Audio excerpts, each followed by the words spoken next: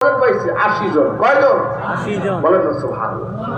পিটাইয়া আনছে যে না, এক কথা কাম না, পিটাইয়া আনছে, যে না, তরবারি দিয়া মারিয়া আনছে। যে না। নসিহত করতে করতে 950 বছর হয়ে গেছে, 80 জন পাইছে। বলেন না সুবহানাল্লাহ। কি তাহলে দিন তার বোঝা গেল কি দিন কি নসিহতের মাধ্যমে পাইছে না তরবারির মাধ্যমে পাইছে?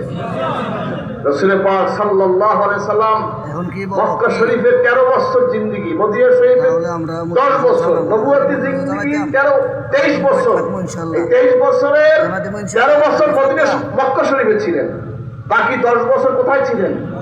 মদিনা শরীফে। বলেন না সুবহানাল্লাহ।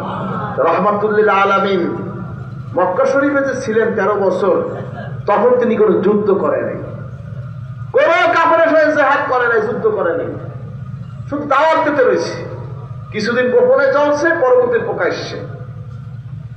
হাজরিন, দাওয়াত দিতে দিতে মদিনা শরীফ থেকে একটা গ্রুপ আসলো, রাহমাতুল লিল আলামিনের কাছে বায়াত হলেন, নবীজিকে মদিনা শরীফে দাওয়াত দিলেন, আল্লাহর হুকুম হলো হাজরিন নবীজি হিজরত করার জন্য প্রস্তুতি নিলেন। বলেন না সুবহানাল্লাহ। মক্কা শরীফ থেকে মদিনা শরীফে গেলেন।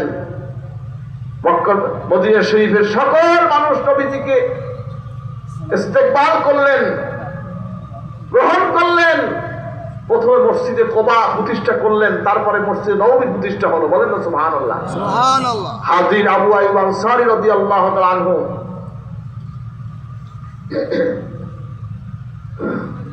মদিনা শরীফ যখন গেলেন,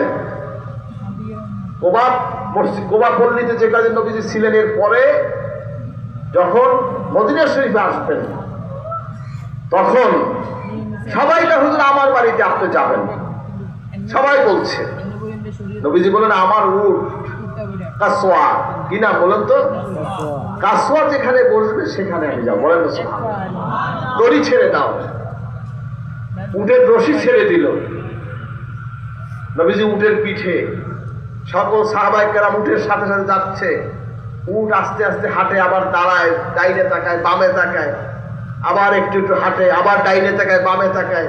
এভাবে করতে করতে করতে হযরত আবু আইয়ুব আনসারী রাদিয়াল্লাহু তাআলা আনহু যে বাড়ি, সেই বাড়ির সামনে উট বসে পড়লো। বলেন না সুবহানাল্লাহ। আবু আইয়ুব আনসারী রাদিয়াল্লাহু পূর্বপুরুষগণ তাওরাত, জবুর, ইনজিল এই কিতাবের তারা পারদর্শী ছিল, পারদর্শী ছিল, এই কিতাবের আলেম ছিল। তারা জেনেছে শেষ জামানায় একজন নবী আসবে, মক্কা শরীফ তার উপরে জুলুম নির্যাতন হবে, মদিনা শরীফে তিনি হিজরত করবে, মদিনা শরীফে তিনি থাকবেন।